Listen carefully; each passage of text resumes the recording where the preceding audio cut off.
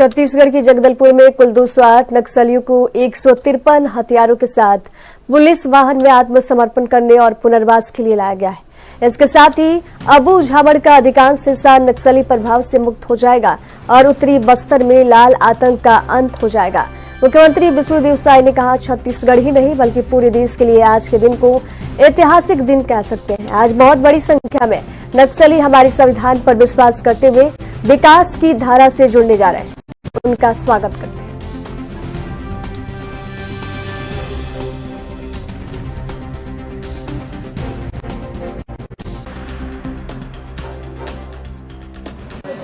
Sir, आज छत्तीसगढ़ में बड़ी सफलता मिल रही है। अब मार्च 2026 का जो संकल्प है, कितना पास नजर आता है, रास्ता कितना क्लियर है? ऐतिहासिक दिन आज भारत का सबसे बड़ा सरेंडर होगा। आज छत्तीसगढ़ ही नहीं देश के लिए आज के इस दिन को ऐतिहासिक दिन कह सकते हैं। आज बहुत बड़ी संख्या में नक्सली हमारे देश के संविधान पर विश्वास करते हुए विकास की मुख्यधारा से जुड़ने जा रहे हैं और उनका स्वागत है। सरकार उनके लिए पुनर्वास के लिए और मतलब जो विकास की मुख्यधारा से जुड़ते हैं उनके लिए बहुत कुछ अच्छा सोची है। उनको अच्छा पुनर्वास भी देंगे, उनका स्किलिंग भी कराएंगे, रोजगार से जोड़ने का काम भी होगा, ये सब करेंगे। सर, ये सहमति किस तरीके से बनी? क्या कुछ बात है? क्या वो तो हम लोग प्रारंभ से ही आह्वान किए थे कि हिंसा की भाषा को छोड़ें और विकास की मुख्यधारा से जुड़ें। उनके साथ सरकार न्याय करेगी और उसी का पालन करते हुए वो सब विकास से जुड़ रहे हैं। इधर केंद्रीय कृषि मंत्री शिवराज सिंह चौहान ने उर्वरक वितरण के संबंध में अधिकारियों के साथ बैठक की है। केंद्रीय कृषि मंत्री ने कहा, आज मैंने कृषि विभाग के कामों की समीक्षा की है। आने वाली रबी की फसल की तैयारी के लिए बीज और खाद की उपलब्धता, खाद वितरण की व्यवस्था पर भी चर्चा हुई है। ऑफलाइन भी खाद दिया जाएगा क्योंकि ऑनलाइन चीजों की जानकारी कई किसान भाइयों को नहीं।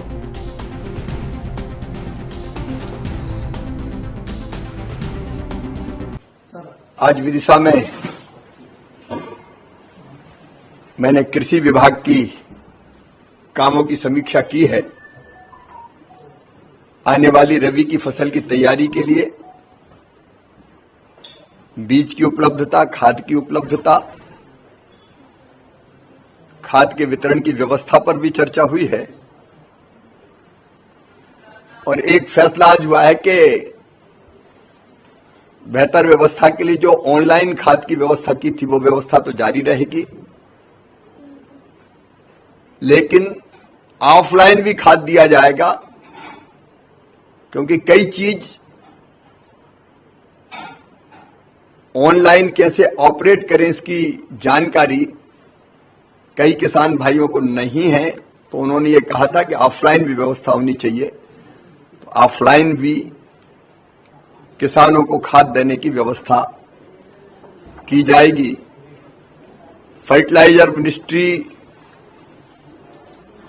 बस्तर में माओवादियों के आत्मसमर्पण पर छत्तीसगढ़ कांग्रेस अध्यक्ष दीपक बैज ने कहा, महाराष्ट्र और छत्तीसगढ़ सरकार में आत्मसमर्पण करने की प्रतिस्पर्धा चल रही है। ऐसा तो नहीं है कि आदिवासियों को नक्सली बताकर सिर्फ नाम का आत्मसमर्पण किया जा रहा है।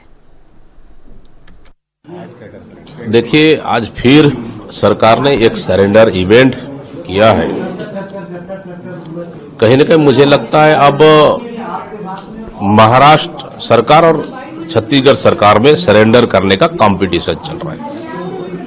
देखिए, अगर ओरिजिनल नक्सली सरेंडर करते हैं तो सबके लिए अच्छा है, लेकिन कहीं ऐसा तो नहीं कि आदिवासियों को नक्सली बताकर सिर्फ नाम से सरेंडर किया जा रहा है।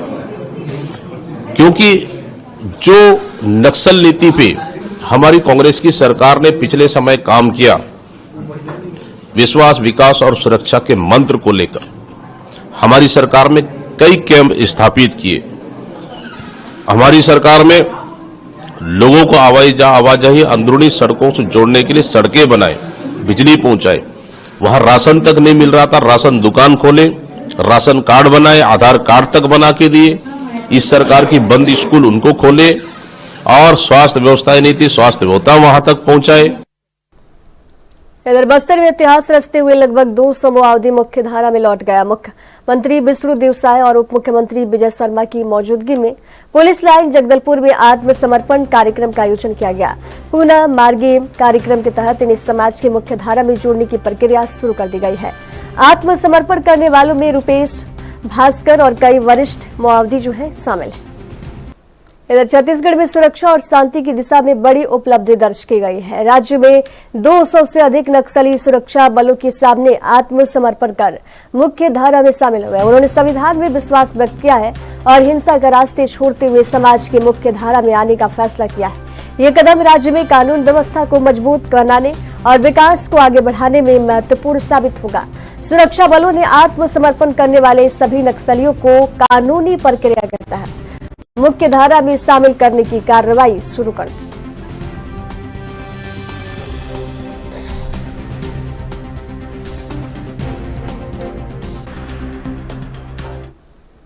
और खबरों के सफर में वक्त है एक छोटे से ब्रेक का।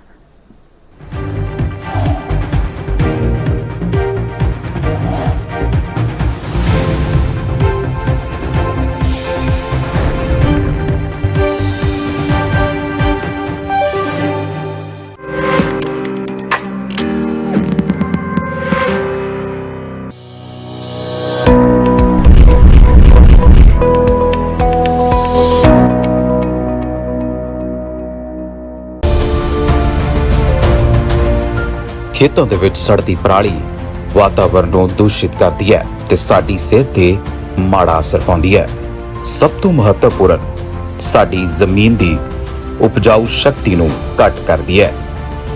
ਖੇਤਾਂ ਦੇ ਵਿੱਚ ਪਰਾਲੀ ਸਾੜ ਦੇਣਾ ਕਿਸੇ ਸਮੱਸਿਆ ਦਾ ਹੱਲ ਨਹੀਂ। ਪੰਜਾਬ ਸਰਕਾਰ ਕਿਸਾਨ ਭਰਾਵਾਂ ਨੂੰ ਪਰਾਲੀ ਸਾੜਨ ਦੀ ਥਾਂ ਉਸ ਦੀ ਸੁਚੱਜੀ ਵਰਤੋਂ ਕਰਨ ਦੀ ਅਪੀਲ ਕਰਦੀ ਹੈ। इस साल पराली के सुचज्जे प्रबंधन के लिए 500 करोड़ रुपए की योजना उलीकी गई है। इस साल पराली के सुचज्जे प्रबंधन के लिए 794 कस्टम हायरिंग सेंटर स्थापित किए गए ने। पराली के निपटारे के लिए baler, zero drill, mulcher, rake ते होर आधुनिक मशीनां सबसिडी ते दित्तियां जा रही ने। ये मशीनरी किसानां लई सहकारी सभावां, पंचायतां ਅਤੇ FPOs ਨੂੰ 50 ਤੋਂ 80% ਸਬਸਿਡੀ ਤੇ ਮਿਲ ਰਹੀ ਹੈ। ਤੁਸੀਂ ਉन्नत ਕਿਸਾਨ ਮੋਬਾਈਲ ਐਪ ਰਾਹੀਂ ਵੀ ਇਹ ਮਸ਼ੀਨਾਂ ਬੁੱਕ ਕਰ ਸਕਦੇ ਹੋ। ਇੰਨਾ ਹੀ ਨਹੀਂ, ਕਿਸਾਨ ਵੀਰ ਬੇਲਰ ਮਸ਼ੀਨ ਦੇ ਨਾਲ ਪਰਾਲੀ ਦੀਆਂ ਗੱਠਾਂ ਬੰਨ ਕੇ ਫੈਕਟਰੀਆਂ ਨੂੰ ਵੇਚ ਕੇ ਕਮਾਈ ਵੀ ਕਰ ਸਕਦੇ ਨੇ। ਇਸ ਲਈ ਆਓ ਪਰਾਲੀ ਦੇ ਨਿਪਟਾਰੇ ਦੇ ਲਈ ਹਾਈਟੈਕ ਮਸ਼ੀਨਰੀ ਅਪਣਾਈਏ ਅਤੇ ਧਰਤੀ ਨੂੰ ਪ੍ਰਦੂਸ਼ਿਤ ਹੋਣ ਤੋਂ ਬਚਾਈਏ। ਨਵੀਂ ਖੇਤੀ ਤਕਨੀਕ ਅਪਣਾਈਏ, ਪਰਾਲੀ ਸਾੜਨ ਦੀ ਰੀਤ ਮੁਕਾਈਏ।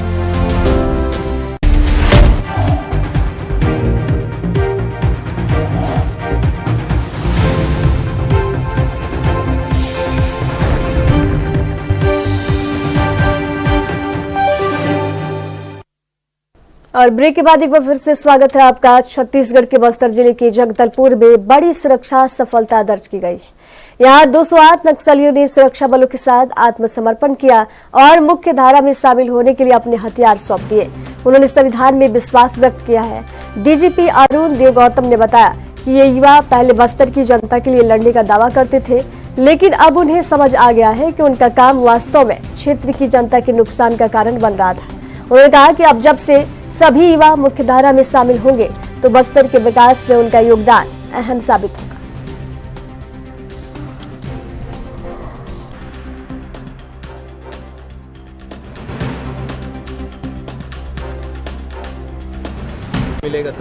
उन्मूलन क्या, बस नक्सल दान देने के लिए जिस प्रकार की अपील नक्सल के संगठनों ने भी की है और हम लोग तो लगातार करते आ रहे हैं कि जो युवा इस तरह से भटक रहे थे, वास्तव में वो लड़ रहे थे बस्तर की जनता के लिए, लेकिन उनको ये पता चला है कि वो जनता के लिए नहीं लड़ रहे थे, वास्तव में वो जनता का नुकसान कर रहे थे। बस्तर का विकास इतने सालों में नहीं हुआ। अब अगर वो सब मिल के योगदान करेंगे तो बस्तर आगे बढ़ेगा। कितना अच्छा सपोर्ट अब मिलेगा, क्योंकि फिर टैक्टिक्स की बात ही नहीं है, अब तो आधार खत्म हो गया। ठीक, थैंक यू। इधर दार जिले के थाना बदनावर क्षेत्र में जनपद पंचायत के सहायक विकास अधिकारी सुधीर सहारे ने अपने सरकारी क्वार्टर में फांसी लगाकर आत्महत्या कर ली। पुलिस ने पोस्टमार्टम कराया है और मामले की जांच शुरू कर दी है। इस दुखद घटना से इलाके में शोक का माहौल है। कर्मचारी ने सुसाइड किया है, क्या रहा पूरा मामला? ये थाना बदनावर अंतर्गत जनपद पंचायत कार्यालय में पदस्थ सहायक विकास विस्तार अधिकारी श्री सुधीर सहारे ने अपने गवर्नमेंट क्वार्टर में फांसी लगाकर सुसाइड किया है और सूचना मिलने पर पुलिस वहां मौके पे पहुंची और शव को पोस्टमार्टम के लिए भेजा गया, मर्ग पंजीबद्ध करा गया और जांच की जा रही है। जिस प्रकार से फैक्ट आएंगे उस आधार पर अग्रिम कार्रवाई की जाएगी।